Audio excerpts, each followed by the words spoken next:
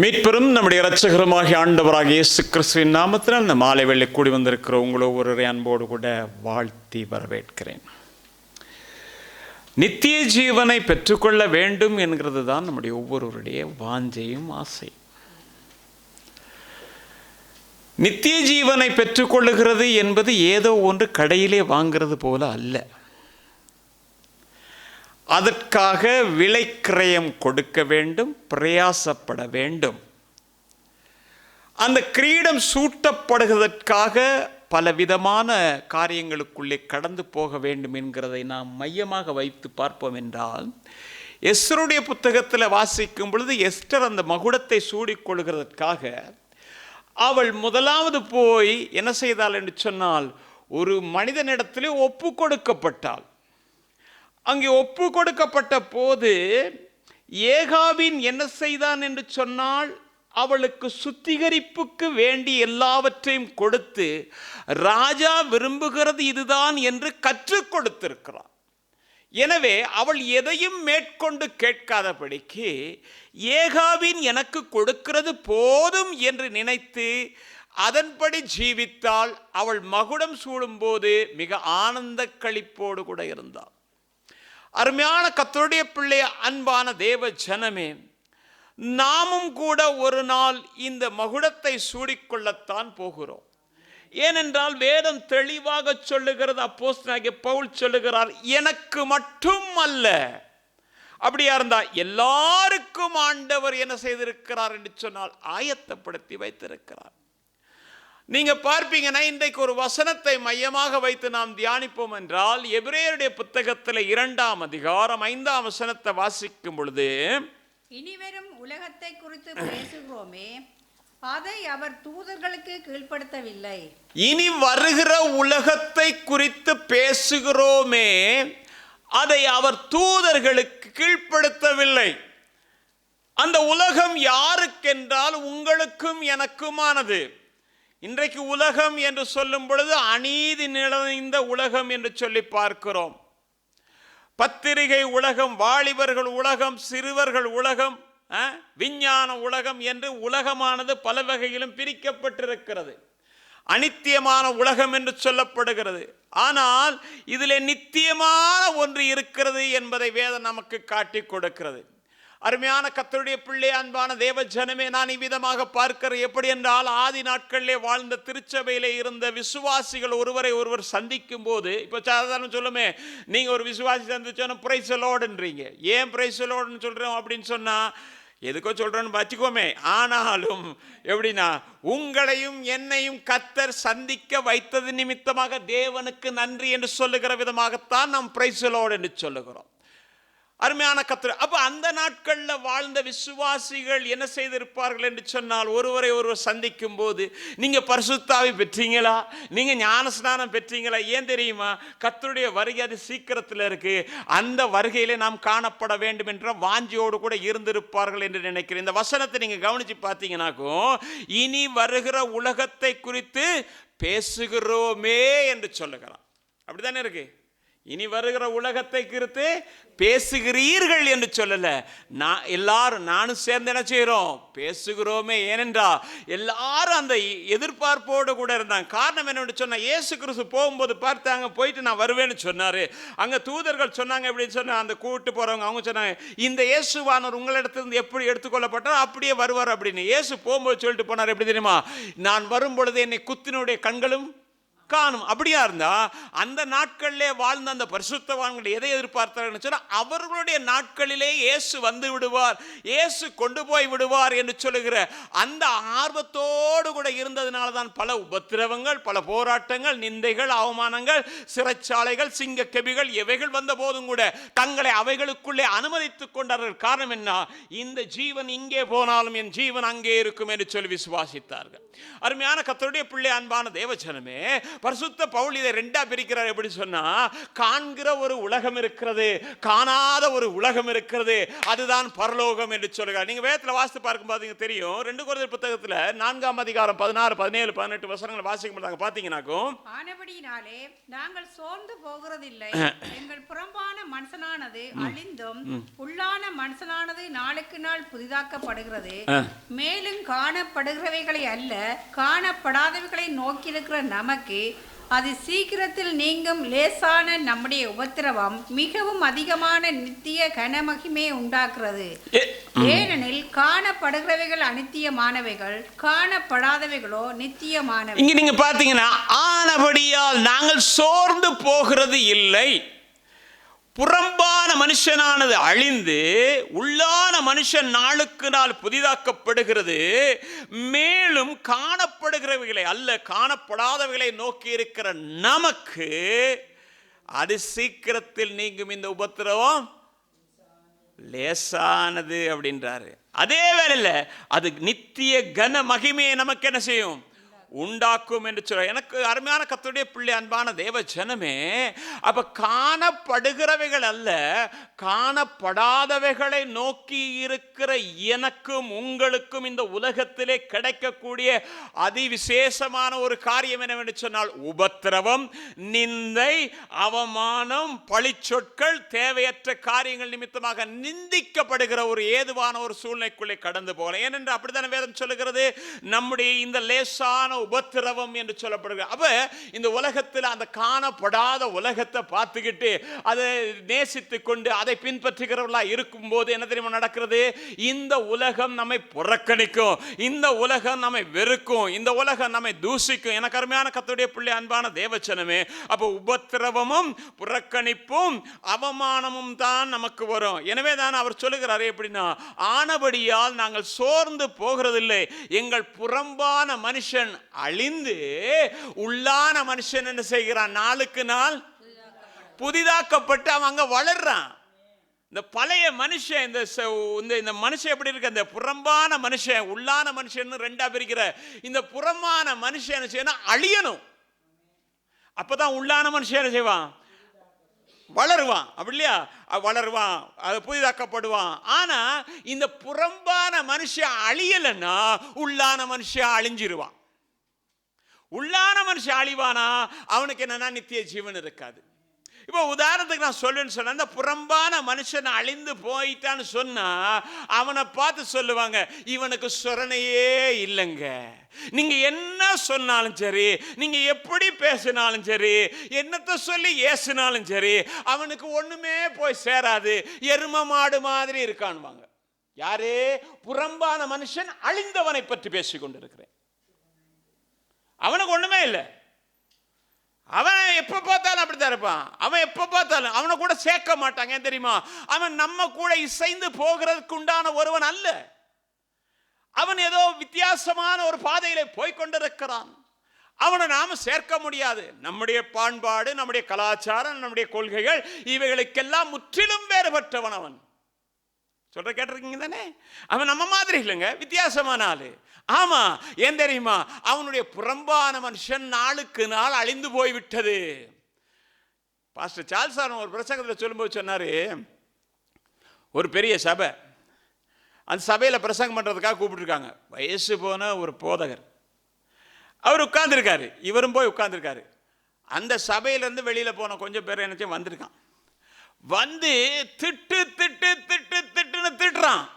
இப்ப இவருக்கு கேள்வி என்னன்னா, யாருக்கு திட்டுறான்னு தெரியலையே, யாருக்கு திட்டுறான்னு தெரியலையே. அப்ப அவர் பார்த்து கேட்டிருக்காரு, பாஸ்டர் இவ்வளவு பேசுறாங்க, யாருக்கு பாஸ்டர்?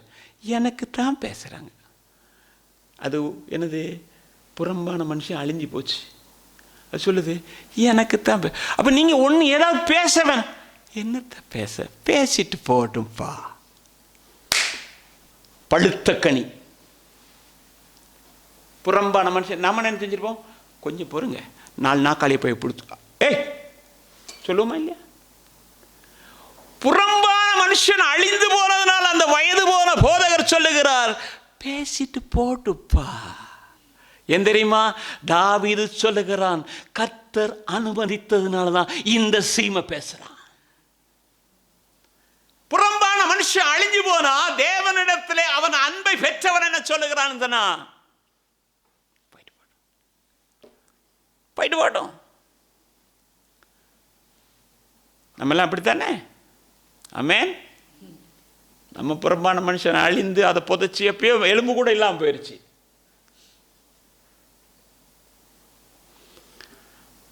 நாங்கள் சொல்லியிருக்கேன், காணி வாங்கின போது காணி எங்கள் மேலே தான் பிரச்சனை. நாங்கள் வாங்கிட்டு வேணான்ட்டோம். அவர் என்ன செஞ்சால் காசை செலவழிச்சிட்டார். இப்போ காசை கேட்டால் காசுக்கு பெரிய பிரச்சனையாக இருக்குது. யார்? ரட்சிக்கப்பட்ட சபையில் இருக்கிறவர். அப்போ எங்கள் குடும்பத்துலேயும் தெரியாத ஒவ்வொருத்தர் ஒவ்வொரு மாதிரி இந்த சூழ்நிலை, சொந்தக்காரன்னா பார்த்துக்கிட்டு எல்லாம் எழுத தானே செய்வேன். எதெல்லாம் எழுதிட்டு போயிட்டான் அங்கிட்டு. அவர் பாவம். இப்போ நான் என்ன செய்தேன், ஒரு நாள் சபைக்கு போனேன். சபைக்கு போனால் எங்கே கொல்பேட்டிக்கு போகிறேன். அங்கே தான் இருக்கார், இலங்கைக்கு பெரிய போதகர் பாஸ்டர் நாட்டராஜா இருக்கார். போன உடனே நீங்கள் கல்லனுக்கும் இப்படி ஏமாத்துக்காரனுக்கு தான் சபையில் இடம் கொடு, அப்படி இப்படின்னு எல்லாம் பேசுகிறேன். எங்கள் அம்மா பக்கத்துலேருந்து நடுங்குது. அப்போ பேசும்போது அவர் கேட்டுக்கிட்டே இருந்தார். அப்போ அவருக்கு ஓர்லிக்ஸ் ஒன்று கொண்டாந்தாங்க. மகன் இதை குடிங்க மகன் அப்படின்னாரு. ஏன்னா இவ்வளோ நேரம் நீங்கள் பேசுனீங்க, இதை குடிங்க. நானாக இருந்திருந்தேன் நினச்சிருவேன், 2 பிரதரை கூப்பிட்டு வெளியில் தூக்கி ஒன்று வீசு. அங்கே இருக்காங்க உள்ள. ஏன் தெரியுமா? இது புறம்பான மனுஷன் அழிந்து போயிடுச்சு. இது புறம்பான மனுஷன் அழியலைன்னா நான்றது அங்கே எதிர்த்து நின்றுக்கிட்டே இருக்கும். எனக்கு அருமையான கர்த்தருடைய பிள்ளை, அன்பான தேவச்சனமே, அதுதான் இயேசு கிறிஸ்து சொல்லும்போது சொன்னாரு, இந்த உலகத்தின் அதிபதி இருக்கிறான், அவனுக்கு ஊழியம் செய்கிறவனுக்கு தான் இந்த புறம்பான மனுஷன் அழியாது, அது வளர்ந்துகிட்டே இருக்கும். புறம்பான மனுஷன் அழியணுமா இருந்தா இந்த உலகத்தின் அதிபதியாகிய பிசாசுக்கு ஊழியம் செய்யக்கூடாது. நீங்க வேதத்தில் வாசித்து பார்ப்பீங்கன்னா, மத்தேயு எழுதின சுவிசேஷம் 6ஆம் அதிகாரம் 24ஆம் வசனத்துல, 2 எஜமான்களுக்கு உங்களால் ஊழியம் செய்யக்கூடாது, ஒருவனை எதிர்த்து ஒருவனோடு கூட என்ன செய்யணும்? சிநேகித்து அவனுக்காக. அப்ப யாரு? 2 பேர் இருக்கிறாங்க. ஒன்னு இப்பிரபஞ்சத்தின் பிசாசாகிய அதிபதியாகிய பிசாசு. அப்படிதானே? நீங்க வேதத்தில் பார்க்கும்போது யோவான் எழுதின சுவிசேஷம் 16ஆம் அதிகாரம் 11ஆம் வசனத்தை வாசிக்கும் பொழுது, இந்த உலகத்தின் அதிபதியா அது யாரு? பிசாசு. இன்னொன்னு யாரு? நம்முடைய தேவன். நம்முடைய தேவனுக்கு நாம் ஊழியம் செய்யும் போது புறம்பான மனுஷன் அழிந்து போவான். யார் மேல வருவா? உள்ளான மனுஷன் வளர்ந்துட்டு வரும். எனக்கு அருமையான கர்த்தருடைய பிள்ளை, அன்பான தேவச்சனமே, அப்ப உள்ளான மனுஷன் வளர்ந்தாலும் நம்ம எல்லாருக்கும் வேதம் சுட்டி காட்டுற என்ன தெரியுமா? இந்த உலகம் பூரா யாருக்கிட்ட இருக்குன்னா பிசாசுகிட்ட தான் இருக்கு. அப்படிதானே இருக்கு? இந்த உலகம் யாருக்கிட்ட இருக்கு? பிசாசு. நீங்க பாத்தீங்கன்னா யோவானுடைய புத்தகத்துல 5ஆம் அதிகாரம் 19ஆம் வசனத்தை வாசிக்கும் போது, உலகம் முழுவதுமே யாருக்கிட்ட கிடக்குதான்? பொல்லாங்கன்கிட்ட தான் இருக்குது. அந்த பொல்லாங்கனுக்குள்ள இருக்கிற நமக்கு எப்படின்னா, இந்த உள்ளான மனுஷன் என்ன செய்யறான்? வளரணும். புறம்பான மனுஷன் அழிந்து போகணும். அப்பதான் எங்க போலாம்? அந்த நித்திய ஜீவனையும் அந்த கிரீடத்தையும் பெற்றுக்கொள்ளலாம். எனக்கு அருமையான கர்த்தருடைய பிள்ளை, அன்பான தேவச்சனமே, அப்ப 2 எஜமான்களுக்கு என்ன செய்ய முடியாது? நாம என்ன செய்ய? ஊழியம் செய்ய முடியாது. மனுஷன் இந்த உலகம் முழுவதையும் ஆதாயம் படுத்தலாம். எப்படி? 2வது எஜமானாகிய பிசாசுக்கு ஊழியம் செய்யும் போது அநேகரால் போற்றப்படலாம், பாராட்டப்படலாம். நீங்க சரியா சொன்னீங்க, அந்த ஆளுக்கு அப்படி கொடுத்தது சரியா கொடுத்தீங்க, இப்படியெல்லாம் சொல்லலாம். அந்த போதகர் எழுந்து பேசி இருந்திருந்தாருன்னா என்ன தெரியுமா ஒன்று சொல்லியிருப்பார்? இவரு நீங்க சரியானதை பேசுனீங்க, அந்த ஆளை இப்படிதான் விரட்டி இருக்கணும், அப்படித்தானே சொல்லுவாரு. அது உலகத்துக்குரிய ஒரு காரியம். அவன் பேசிட்டு போட்டுப்பா, கர்த்தர் அனுமதிச்சிருக்காரப்பா. இது உள்ளான மனுஷன் வளர்ந்துருக்கு, புறம்பான மனுஷன் அழிஞ்சு போயிடுச்சு. எனக்கு அருமையான கர்த்தருடைய பிள்ளை, அப்ப உலகம் முழுவதை நீ ஆதாயப்படுத்தலாம், ஆனா இந்த ஆத்துமாவாகிய உள்ளான மனுஷனை நீ நஷ்டப்படுத்தி கொண்டால் இந்த உலகத்தின் மேன்மை உன்னை அங்கே கொண்டு போய் சேர்க்காது. இந்த உலகத்தில் நம்மை பார்த்து 4 பேர் 4 விதமா அப்படி இப்படி பேசும்போது நம்முடைய தைரியத்தை எல்லாம் பேசலாம், ஆனா அங்க போனா இது ஒண்ணுமே சரி வராது. எனக்கு அருமையான கர்த்தருடைய பிள்ளை, அன்பான தேவச்சனமே, அப்ப என்னன்னா இதை எப்படி இருக்குன்னா, நாடி போகிறவர்கள் இருக்கிறார்கள்.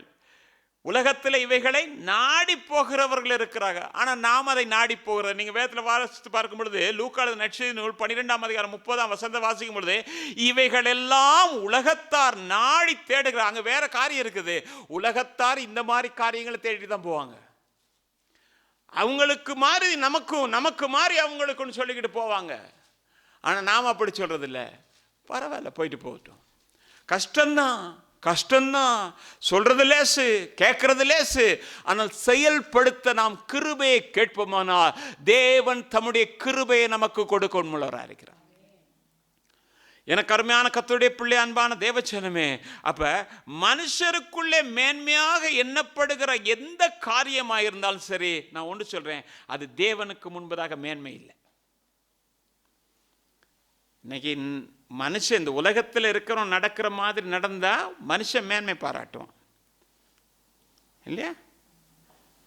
அப்படித்தான். நீங்க அடிச்சது சரி, மோசேயின் பிரமாணத்தை நீங்க கையில் எடுத்தது சரி, நீங்க பேசினது சரி. அவர் ஒரு வார்த்தை பேசுன, நீங்க 2 வார்த்தை. இப்போ பார்த்தீங்கன்னா அடங்கிட்டார்.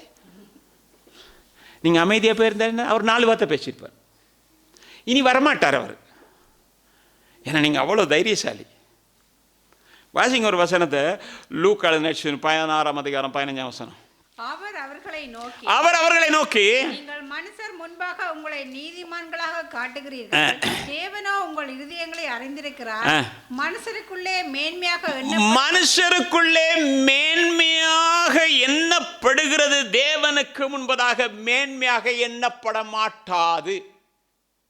அப்படிதானே? அருவருப்பா இருக்கிறது. மேன்மை என்னாட்டி பரவாயில்ல, அருவருப்பா இருக்குமா? அருவருப்புனா எப்படி? சே,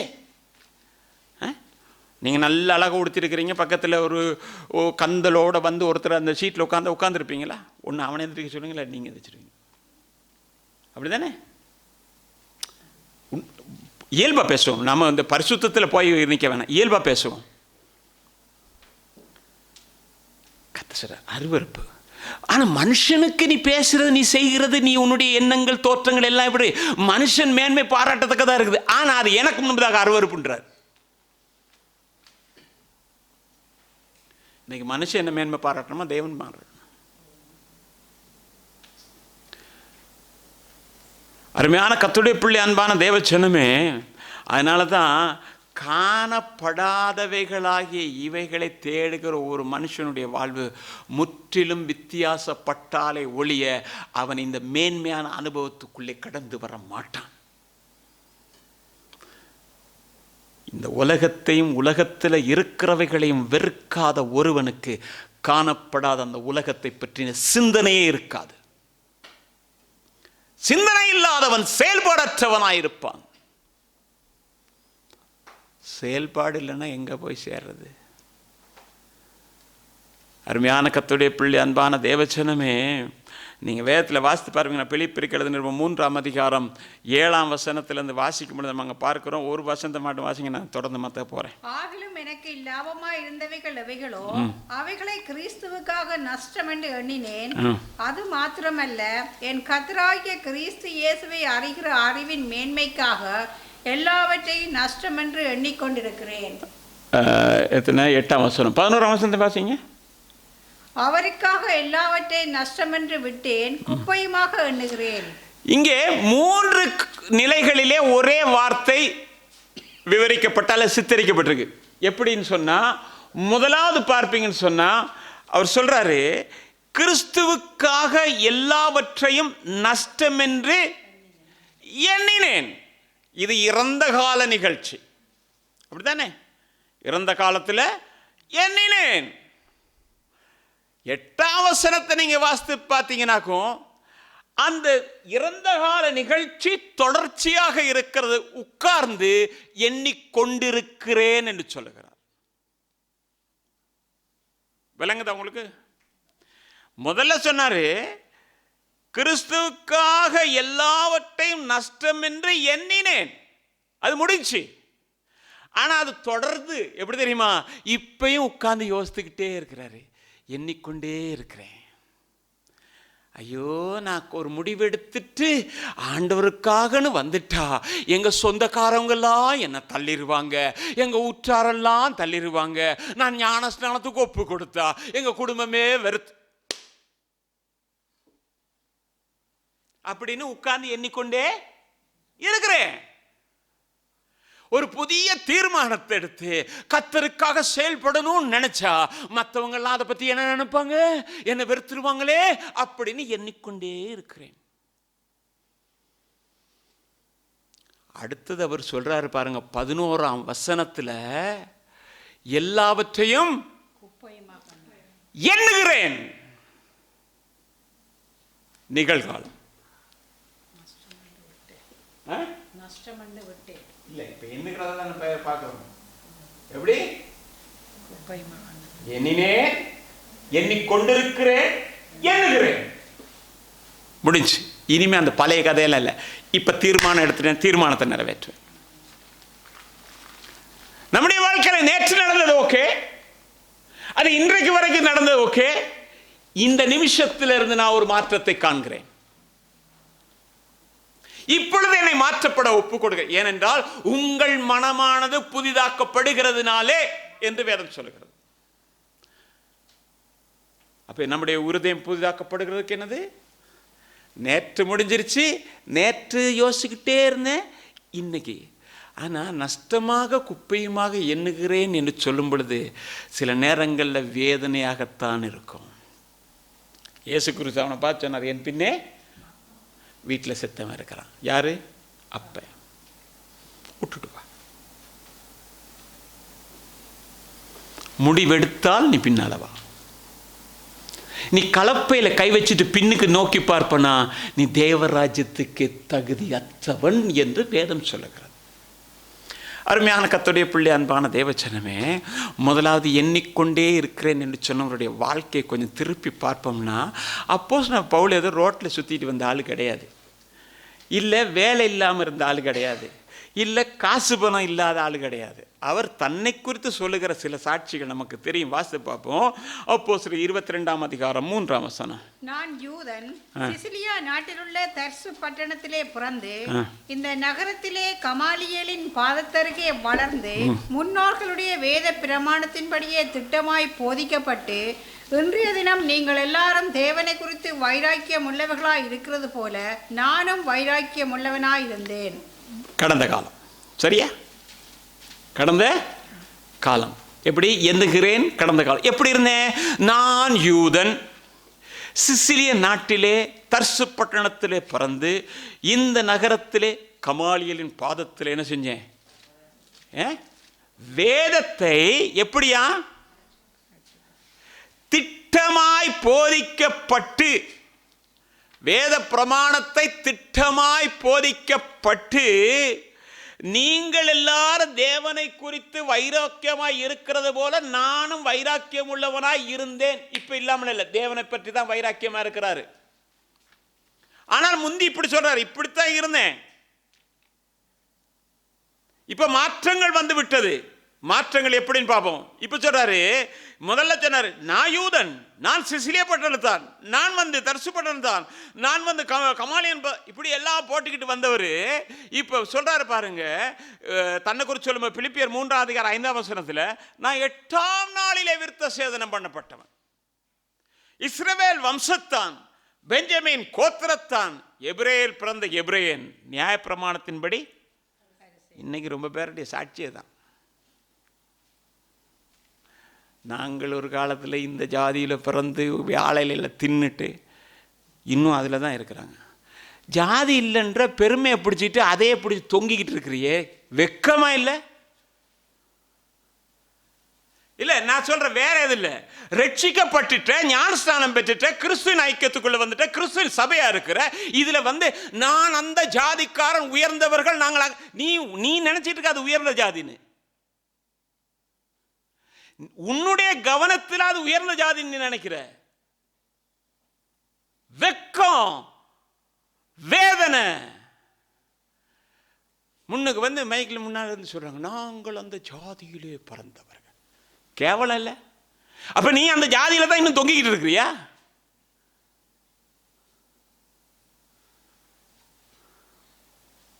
விளங்குதா? விளங்க இல்லையா? விளங்குது இல்லை. சிலர் இருக்காங்க, சிலர் சாட்சி சொல்லும்போது சொல்லு, ஓ நாங்கள் அந்த ஜாதியில் தான் பிறந்தோம். எந்த ஜாதியில் பிறந்ததா என்ன?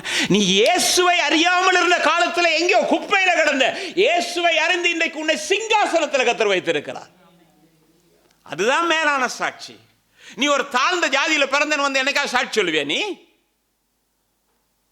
கேட்குற, தெரியாம கேட்குறேன், நான் இந்த குளத்தில் பிறந்தேன் என்ன கத்த சொல்லுவியா நீ? இல்லையே. இன்றைக்கும் சிலருக்கு இந்த ஜாதி பெருமை விட்டுட்டு போக மாட்டேனுதே. எத்தனை தரம் தண்ணியில் மூழ்கி எடுத்தாலும் போக மாட்டேனுதே.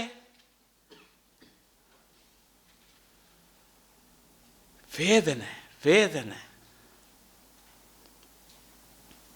அவன் ஜாதியை வச்சுட்டு என்னமோ செய்யறான், அது அவன் கதை.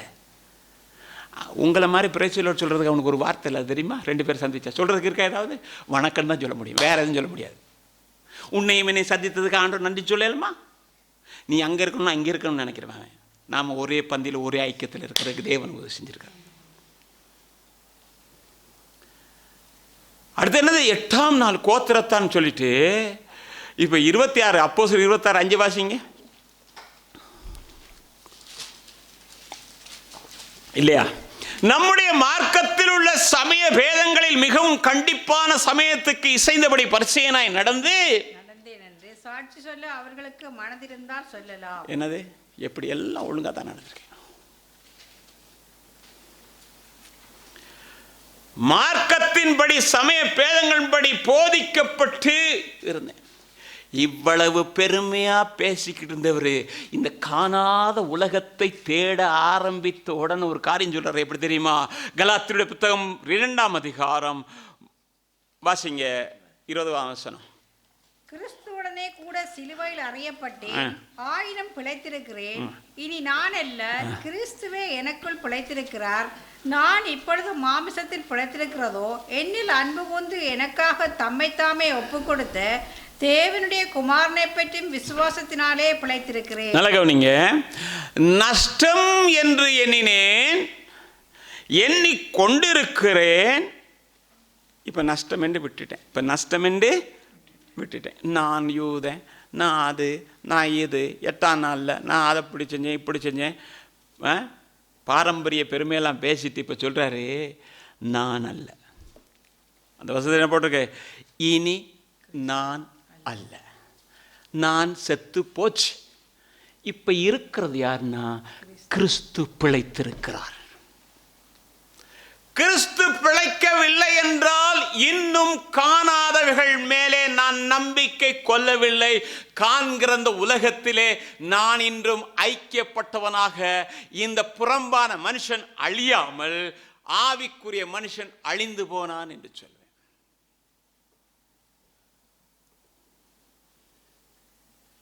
அப்ப ஆவிக்குரிய மனிதன் வளரணுமா இருந்தா புறம்பான மனுஷன் அழிந்து போகணும்.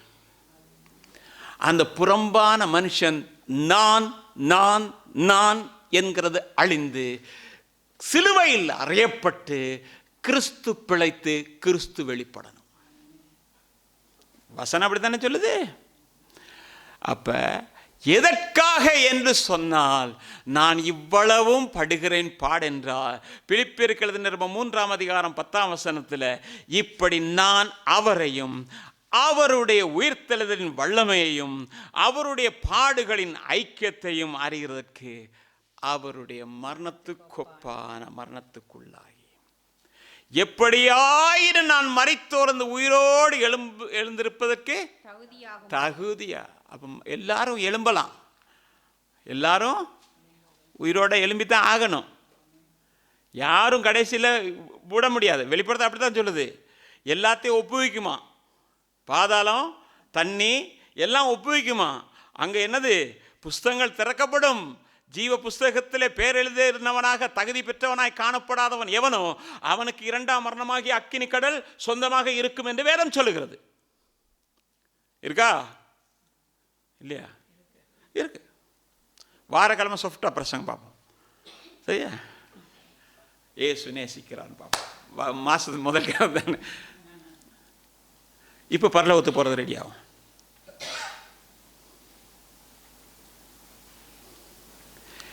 எப்படியாகிலும் பாருங்க, எல்லாத்தையும் வெறுத்த மனுஷன் சொல்றான், அவருடைய உயிர் திறதல்ல, எப்படியாகிலும் எப்படி தகுதி பெறதுக்காக. எது எப்படியாயிலும் தகுதி பெறணுங்க. இந்த வாஞ்சை நம்மகிட்ட இருக்கா? நம்மகிட்ட இருக்க இந்த வாஞ்சை?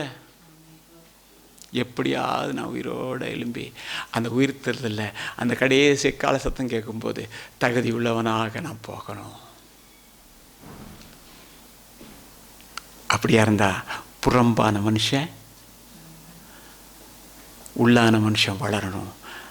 உபத்திரவங்கள் தான், அவர் அங்கத்தான் சொன்னார், உபத்திரவம் தான் இருக்கும், உபத்திரவம் தான், போராட்டம் தான், அவமானம் தான், நிந்தைகள் தான், வெறுப்புகள் தான், ஒடுக்கப்படுதல் தான். நீங்கள் எங்கள் வீட்டுக்கே வர வேணான்னு கூட சொல்லுவாங்க.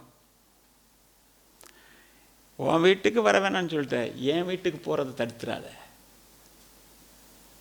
அங்கே எனக்காக ஒரு வீடு இருக்கிறது. தாவீது சொன்னா இல்லையா, தூரத்து செய்தியை மனுஷர் மூலமாக சொல்லுகிறது போல சொன்னீங்க, அந்த வீடு எனக்கு சொன்ன ஐயா. எனக்கு அருமையான கர்த்தருடைய பிள்ளை, அன்பான தேவச்சனமே, அப்போ ஜீவியம் மாறும் பொழுது கிறிஸ்துவுக்குள் நாம் என்ன செய்கிறோம்? தகுதி பெறணுமா இருந்தால் சும்மா இல்லைங்க, நான் கிறிஸ்துவுக்குள் இருக்கிறவன் என்று காணப்படணும். இது போன கிழமையில் நான் சொன்னேன், அந்த செய்தியை தான் தொடர்ந்து போய்கிட்டு இருக்கேன். வாசிங்க, பிலிப்பியருக்கு எழுதின 3ஆம் அதிகாரம் 9ஆம் வசனம்.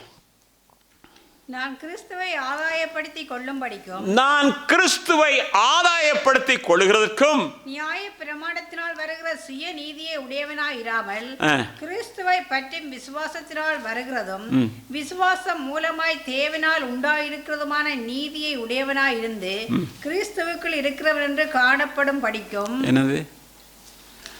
நான் கிறிஸ்துவுக்குள் இருக்கிறவன் என்று அப்படின்னு எப்படி? நான் கிறிஸ்துவுக்குள் இருக்கிறவன் என்று காணப்படும்படிக்குன்னா எப்படி? நான் வெள்ளையை உடுத்தி ஜிப்பா போட்டு ஒரு பைபிளை கையில் வைத்துக்கொண்டு நான் கிறிஸ்தவன், நான் பாஸ்டர், என் பெயர் தாவீது, என்னது கிறிஸ்தவன் என்று, நான் இந்த சபையிலே ஐக்கியமாக இருக்கிறேன் கிறிஸ்தவன் என்று, அப்படித்தானே? அப்படி காணப்படும் பொருட்டு அப்படித்தானே? மாறி பார்க்குறீங்க, பயமா இருக்கு எனக்கு. இருக்கிறோம், உட்காந்தானே இருக்கிறீங்க, எல்லாரும் தான் உட்கார சொல்லிட்டேன். நான் கிறிஸ்துவுக்குள் இருக்கிறவன் என்று காணப்படும் பொருட்டு. அது எப்படி? நீங்க எந்த மதம்? நாங்கள் ஆர்சி இல்லை, இன்னொன்று ஆர்சி, அதானே? அதானே இன்னொன்று ஆர்சி, அதான் இப்போ இருக்கு இன்னொன்று ஆர்சி. கிறிஸ்துவுக்குள்ள இருக்கிற உலகத்தான் சொல்லுகிறதில்ல, என் மனசாட்சி என்னை குறித்து சாட்சி கொடுக்கிறது. நான் கிறிஸ்துவுக்குள் இருக்கிறவன், நான் நித்திய ஜீவனை சுதந்திரிக்க தகுதி உள்ளவன். எனவே தான் சொல்லுகிறான் எப்படின்னா, எனக்காக வைக்கப்பட்டிருக்கிற நீதியின் கிரீடத்தை கர்த்தர் எனக்கு தருவார் என்று தனக்குத்தானே சாட்சி கொடுக்கிறான். ஊர்ல உள்ளவன் 4 பேர் சாட்சி கொடுக்கிறது வேற, என்ன குறித்து நான் கொடுக்கணும். நான் தகுதி பெற்றவன், இப்ப கால சத்தம் கேட்டாலும் போறதுக்கு தகுதி பெற்றவன். அது யார்னா என் மனசாட்சி கொடுக்கணும். நான் கிறிஸ்துவுக்குள்ள இருக்கிறேன், பழைய மனுஷன் ஒளிஞ்சிட்டான், பழைய மனுஷன் இல்லை, எல்லாவற்றையும் நஷ்டம் என்று குப்பையுமா எண்ணிட்டேன், இப்ப எனக்கு ஒண்ணு இல்லை, கிறிஸ்து தான் ஜீவிக்கிறாரு அப்படின்றவன் தன்னை குறித்து தானே கொடுக்கிற சாட்சி தான் காணப்படும் பொருட்டு. நான் கிறிஸ்துவுக்குள் இருக்கிறவன் என்று காணப்படும் பொருட்டு. எனக்கு அருமையான கர்த்தருடைய பிள்ளை, இதுதான் மேலான சாட்சி. நாங்கள் பாஸ்டராக இருக்க 4 பேர் சொல்றது சாட்சி அல்ல, இல்லை வேற ஏதோ ஒரு சாட்சி அல்ல. என்னை குறித்து நான் சொல்லணும். நான் இன்றைக்கு போவேன் ஆண்டோடு, அதுக்காக தகுதி பெற்றுட்டேன், மரித்தோர் இருந்து உயிரோடு கூட இருந்தேன். இது நம்ம ஒவ்வொருடைய சாட்சியாக இருக்கணும்.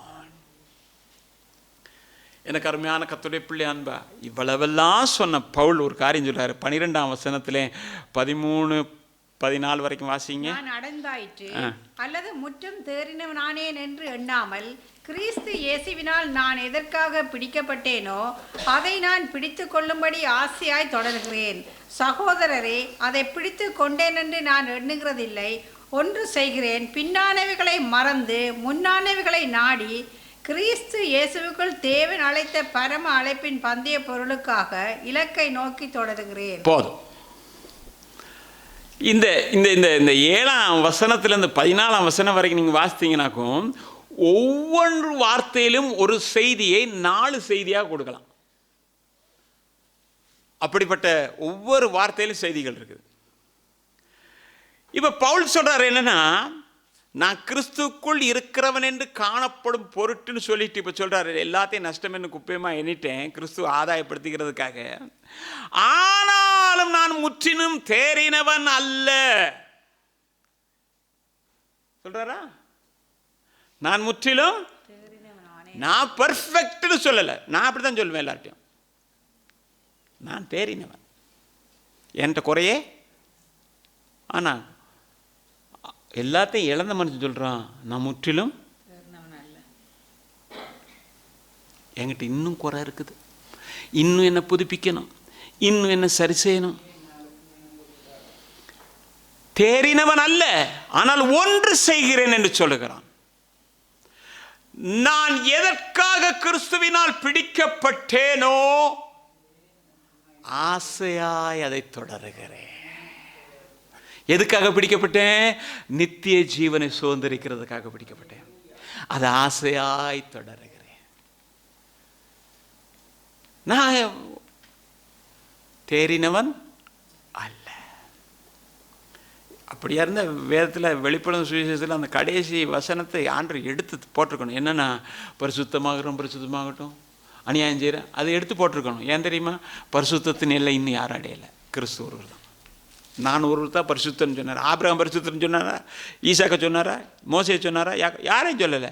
நான் பரிசுத்தர்ன்னு மட்டும் தான் சொன்னார். மல்கியாவில் இருக்கு தானே? மல்கியாவில் தானே இருக்கு, நான் பரிசுத்தர். வேற யாரும் பரிசுத்தர் இல்லை. அதனால தான் அவரை பரிசுத்தர் பரிசுத்தர் என்று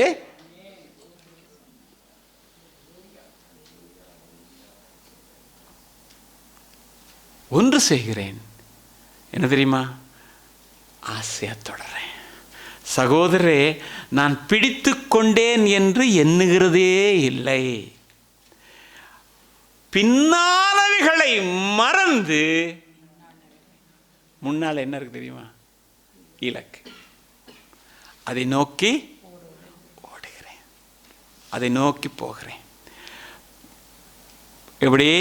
கிறிஸ்து இயேசுக்குள் தேவன் அழைத்த பரம அழைப்பின் பந்தய பொருளுக்காக இலக்கை நோக்கி தொடருகிறேன்.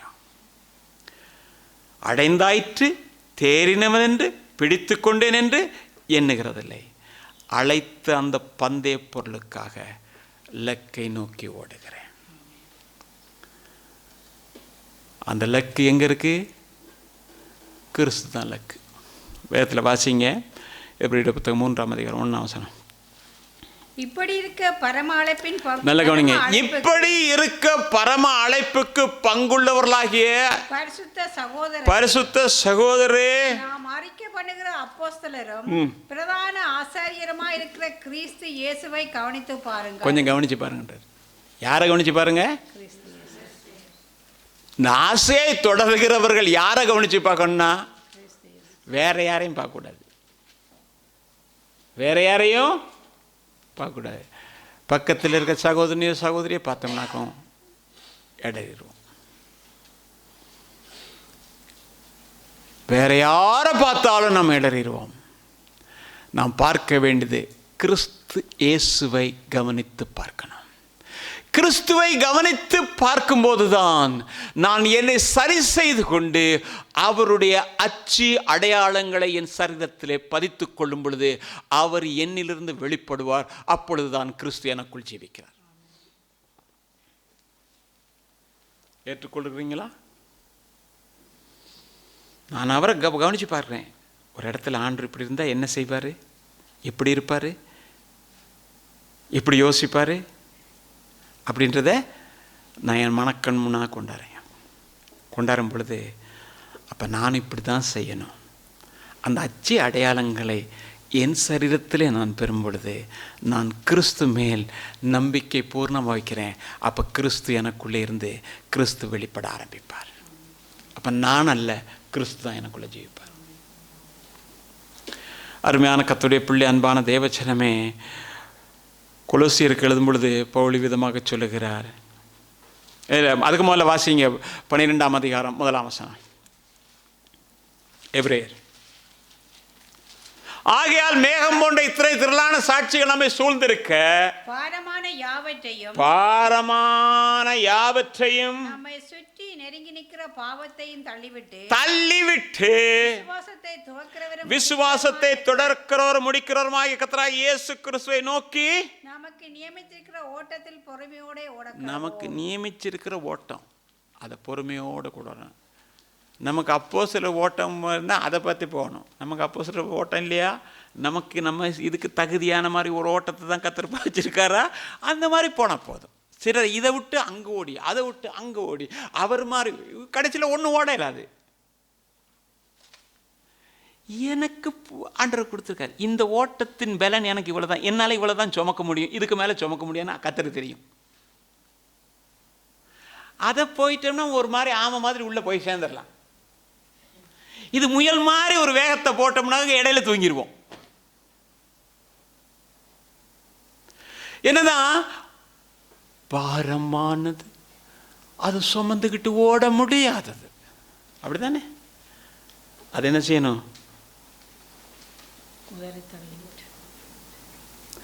இன்னைக்கு சும்மா தேவையில்லாத பாரத்தெல்லாம் சுமந்து சுமந்து சுமந்து சுமந்து சுமந்து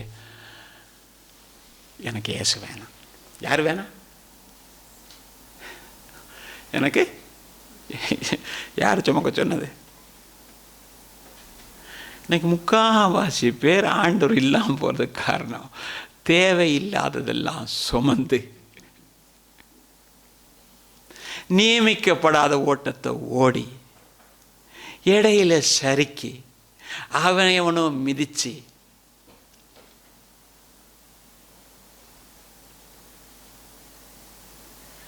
பொறுமையோடு ஓடணும். வேகமாகவும் ஓடக்கூடாது. உதறது நல்லது, வேகமாக ஓடக்கூடாது. வேகமாக ஓடினா களைச்சி போயிடும். மெல்லமாக அப்படிதான் ரொம்ப பேர் வேக வேகமாக ஓடுறது, ஓடிட்டு களைச்சிடும். அதனால தான் வேதமே சொல்லுது, பொறுமையாக ஓடுப்பா. இயேசு கிறிஸ்து எங்கேயும் ஓடவே இல்லை. பார்த்துருக்கீங்களா? அவர் இந்த பட்டணத்திலிருந்து அந்த பட்டணத்துக்கு ஓடினார் அப்படின்னு எங்கேயாவது போட்டிருக்கா? அவர் மெதுவாக நடந்து வந்தார். இன்னைக்கும் நான் இங்கே இருக்க வேண்டும் என்று சொன்னார். அப்படித்தானே போட்டிருக்கு. எடுக்கிற ஓட்டம் அவருக்கே நடுக்கம் பிடிக்குது. மெதுவா ஓடுங்க. நியமிக்கப்பட்ட ஓட ஃப்ரெடிக்கு இது நியமிச்சிருந்தா மெதுவா ஓட பழகணும். இல்லைன்னா எடறி விழுந்தோன்னு மனசு மிதிச்சுட்டே போயிடும். இல்லையா? நமக்கு நியமிக்கப்பட்டிருக்க அதுக்கு யாரு? கிறிஸ்து தான் முக்கியம். அப்படித்தானே போட்டிருக்கு. தொடக்கிறவர் அவர் தான், முடிக்கிறவர் அவர் தான், அவரைத்தான் நோக்கி பார்க்க வேண்டும். அவரை நோக்கி பார்த்தால் புறம்பான மனுஷன் அழிந்து போவான், உள்ளான மனுஷன் வளர ஆரம்பிப்பான். உள்ளான மனுஷன் வளர ஆரம்பிக்கும் போது நான் என்கிறது இல்லாமல் போய்விடும். நான் என்கிறது இல்லாமல் போகும் பொழுது கிறிஸ்து வெளிப்படுவார். அப்ப அந்த இடம் நமக்கு சொந்தம். இனி பேசுகிறோமே உலகம், அப்படித்தானே போட்டோம். வரப்போகிற உலகத்தை குறித்து பேசுகிறோமே, அந்த உலகம் நமக்கு சொந்தம். அது எது தெரியுமா? பரலோகம். அருமையான கர்த்தருடைய பிள்ளை, கொலோசியருக்கு எழுதும் பொழுது பவுல் இப்படி சொல்றாரு. கொஞ்சம் வேகமாக பார்ப்போம். கொலோசியர் 2:20 வாசிங்க. நீங்கள் கிறிஸ்துவனுடைய கூட உலகத்தின் வழிபாடுகளுக்கு மறுத்ததுண்டானால் இன்னும் உலக வழக்கத்தின்படி பிழைத்தவர்கள் போல, இன்னும் உலக வழக்கத்தின்படியே பிழைத்திருக்கிறவர்கள் போல இருக்காதீங்க. உங்க வாழ்க்கையில மாற்றம் வரணும். மாற்றம் வந்தால் எப்படி இருக்கணும்? யோவான் 9:5 பார்த்தீங்கன்னா இயேசு சொல்லும்போது சொல்றார், நான் உலகத்துக்கு ஒளியாய் இருக்கிறேன். அப்படித்தானே போட்டிருக்கு. நான் உலகத்தில் இருக்கையில் உலகத்துக்கு ஒளியாய் இருக்கிறேன் அப்படின்றாரு. அப்படியா இருந்தா இயேசு நம்ம பார்த்து சொல்றாரு மத்தேயு 5:14, நீங்களும் உலகத்துக்கு எப்படி இருக்கீங்க? ஒளியாக இருக்கிறீங்க. நீங்கள் அப்படி பார்க்கும் பொழுது பிலிப்பியர் எழுதின 2ஆம் அதிகாரம் 14ஆம் வசனத்தில் பார்த்தீங்கன்னா, நான் வீணாய் ஓடினதும் வீணாக பிரயாசப்பட்டதும் இல்லை என்று என்கிற மகிழ்ச்சி கிறிஸ்துவின் நாளில் எனக்கு உண்டாயிருப்பதற்கு ஜீவ வசனத்தை பிடித்து கொண்டு போகிற சுடர்கள் நீங்கள் தான். அப்படி தானே போட்டிருக்காரு. ஜீவ வசனத்தை பிடித்து கொண்டு உலகத்திலே சுடர் விடுகிறவர்களை போல பிரகாசிக்கிற. அப்போ நான் நீங்கள் எப்படி இருக்கணுமா? வசனத்தை பிடிச்சிக்கிட்டு அப்படியே கிறிஸ்துவ பார்த்தோம், பிரகாசிக்க ஆரம்பிச்சிட்டோம். எனக்கு அருமையான கர்த்தருடைய பிள்ளை, அன்பான தேவச்சனமே, கொலோசியர் 2:19 மாயமான தாழ்மையிலும் தேவதூதர்களுக்கு செய்யும் ஆராதனையிலும் விருப்பமுற்று காணாதலில் துணிவாய் நுழைந்து மாம்ச சிந்தையினாலே வீணாய் இருமா கொண்டிருக்கிற எவனும் உங்கள் பந்தய பொருளை நீங்கள் இழந்து போகும்படிக்கு உங்களை என்ன செய்யக்கூடாது? ரொம்ப கவனமாக இருக்கணுமா? இந்த பந்தய பொருளை இழந்து போயிடக்கூடாது. நீங்கள் பார்த்தீங்கன்னா 2 யோவான் 1:8 பார்த்தீங்கன்னா, உங்கள் செய்கையின் பலனை இழந்து போகாமல் பூரண பலனை பெறும்படிக்கு எச்சரிக்கையாயிருங்க. வேத வசனத்தை வைத்து கொண்டு நீங்கள் ஒவ்வொன்றையும் தியானிப்பீங்கனாக்கும் உங்களை நீங்கள் பாதுகாத்து கொள்வீங்க. அந்த பூரண பலனை கர்த்தர் கொடுப்பார். ஏனென்று சொன்னால் 1 பேதுரு புத்தகம் 1ஆம் அதிகாரம் 17ஆம் வசனத்தை வாசிங்க. அன்றியும் பட்சமில்லாமல் அவனவனுடைய கிரிகையின்படி நியாயம் தீர்க்கிறவரை நீங்கள் பிதாவாக தொழுது கொண்டு வருகிறபடியால் இங்கே பரதேசிகளாய் சஞ்சரிக்கும் அளவும் பயத்தோடு நடந்துங்க. ஏன்னா அங்கே பட்சபாதமே கிடையாது. உயர்ந்தவன் தாழ்ந்தவன், அந்த மொழிக்காரன் இந்த மொழிக்காரன், அந்த தேசத்துக்காரன் இந்த எல்லாருக்கும் ஒரே சமம். ஏன்னா எல்லா மொழிகள்லையும் கர்த்தர் தம்முடைய வேதத்தை கொடுத்துருக்காரு. இதை கொண்டு தான் நம்ம நியாயம் தீர்ப்பார். எனவே பட்சமில்லாமல் நியாயம் தீர்க்கிறவருக்கு முன்பதாக நாங்கள் நிற்காதபடிக்கு, ஏனென்றால் நமக்கு அந்த நியாய தீர்ப்புக்குள்ளே போய் நிற்க தேவையில்லை. கிறிஸ்துவோடு மரித்து கிறிஸ்துவோடு கூட உயிர் தெழுகிறவர்களுக்கு நியாய தீர்ப்பு இல்லை. அப்படிப்பட்ட ஒரு நிலையில் நாம் காணப்படத்தக்கதாக கர்த்தர் நமக்கு உதவி செய்வாராக. எல்லாரும் எழுதிருப்போமா?